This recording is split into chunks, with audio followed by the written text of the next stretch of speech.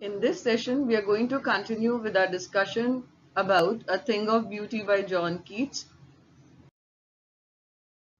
Let's start with the recapitulation of part 1 of A Thing of Beauty.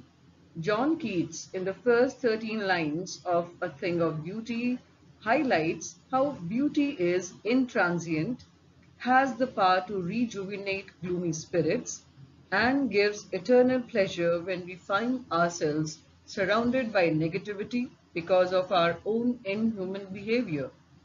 Keats also highlights that ageless beauty has the power to invigorate, comfort, and also remove the shroud of gloom when we feel dejected and depressed.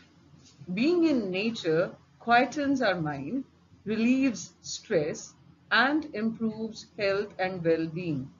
Despite all trials and tribulations, man wants to march on, and nature encourages us to love life despite hardships.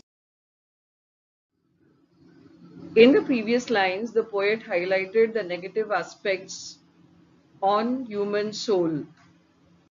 The poet highlighted how there is a severe dearth of noble qualities in man that has moved him away from the ennobling influences of nature. He also highlights how the things of beauty come to our aid by cheering us, removing unhappiness, and making this world a worthy place to live in. In our constant search to find a meaning of life and the purpose of our existence, the following lines highlight the objects of nature that give us eternal happiness. In lines 13 to 19, John Keats highlights the objects of nature that give us eternal happiness. He mentions the images of beauty and the effects these have on people. This part of the poem gives examples of the objects of beauty created by God. These are the sun, the moon, young and old trees, which offer shade to sheep, and guiltless men. There are beautiful flowers like daffodils which grow in the pastures or meadows. The clear water of the rivers and streams give a cooling and pleasant experience to save one from the hot and unpleasant summers, a metaphor for the difficult times. Covert means a sheltering place. The green fern looks attractive and divine with the generous scattering of musk roses. So, Keats also expects mankind to be thankful to God for such a wide variety of beautiful objects that provide us pleasure to overcome our difficult times. These lines have abundance of imagery where the poet talks of the clear, cool streams flowing in hot season, giving respite. He also imagines musk roses known for their fragrance blooming in the middle of thick forest surrounded by trees.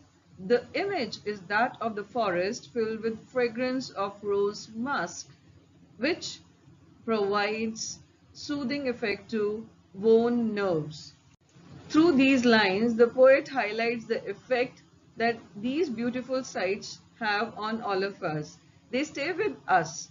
They have the potential to affect our mood. Beauty, according to John, is not ephemeral but eternal. The words and expressions to help you understand these lines are sprouting.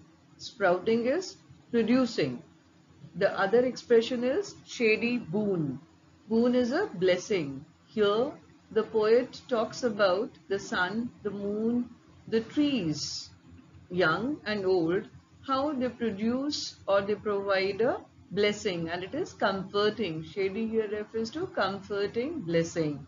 The next expression is simple sheep. Simple sheep refers to innocent creatures. In a way, the poet is referring to human beings also as guiltless, innocent creatures. It can be for the innocent creatures, animals as well. Green world refers to the forest. The expression clear rills refers to clear streams.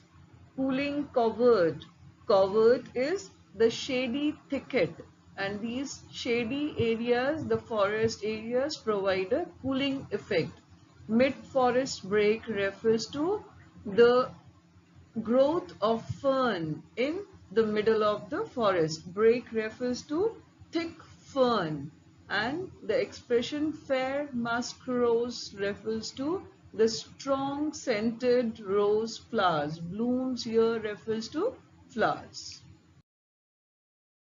In these lines, poet John Keats makes a comparison between the pleasure derived from the objects of beauty and the pride that we experience after reading heroic tales of our brave heroes. According to the poet, these brave heroes' stories provide endless source of inspiration, as there is magnificence associated with the heroes who had lost their lives fighting for a cause.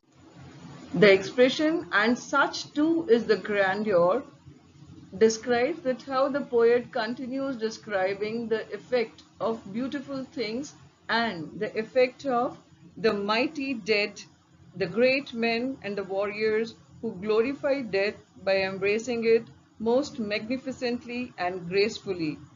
Grandeur of Dooms refers to the tragic stories of the heroes who showed bravery in their fights. These tales inspire everyone. These provide pleasures like an eternal fountain that's bestowed upon mankind from the heaven.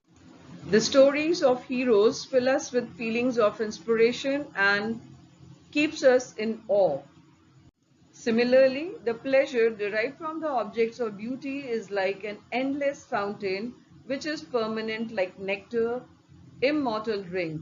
Beauty in all respects is permanent source of motivation and joy, and it is like an endless fountain from where we can have the immortal elixir of life.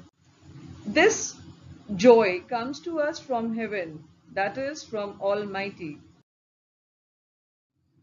The words and expressions to help you understand these lines are grandeur. Grandeur refers to magnificence. Dooms refers to death. Here in the next line, mighty dead expression refers to the powerful heroes who laid down their lives for a noble cause. And the next second last line, the expression immortal drink refers to the elixir, nectar. Unto in the last line refers to up to, the elixir or the beauty that continues to flow on to us from the heaven. Brink refers to the edge. The figures of speech used in the poem A Thing of Beauty are metaphor, bower quiet, which refers to a peaceful, relaxing place, so it's a metaphor. Flowery band refers to a pleasant bond. Unhealthy, overdarkened ways refer to evils and trials and tribulations of life. And immortal drink refers to the permanent source of joy sent on us by God. The next example of figure of speech is alliteration. It's noble nature because the sound of n is repeated. Cooling covered, the sound of k is repeated. Band to bind, the sound of b is repeated.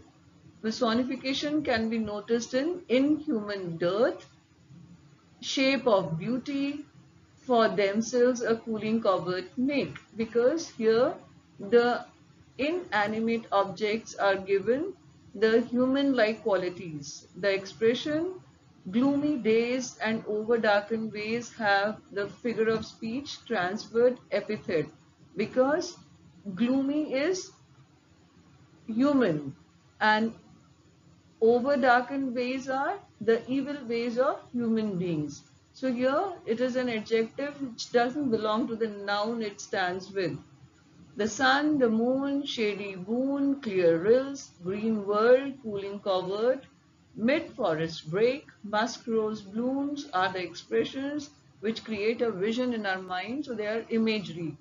Old and young are the two opposite words, so they are antitheses. Endless fountain is an exaggeration, that is hyperbole. When we read the poem, we can notice that the rhyme scheme is in each two lines the same scheme appears. So it is in couplet. If we start from the first line and move on to the second, we'll find A, and till we go on to the last line of the poem, we have each two lines with a similar rhyme scheme, and it is in couplet form. So the rhyme scheme is A, B, B, C, D, E, F, F, G, G, H, I, J, K, L. Because when you look at the first line, the last word is forever. In the second line, the last word is never. So forever and never rhyme. Keep and sleep in the third and fourth line rhyme. Breathing and breathing in the next two lines rhyme. Earth and dearth in the next two lines rhyme. Days and ways. All and fall. Moon and boon. Daffodils and rills. Make and break. Blooms and dooms. Dead and red. Drink and drink. It goes on till the last line.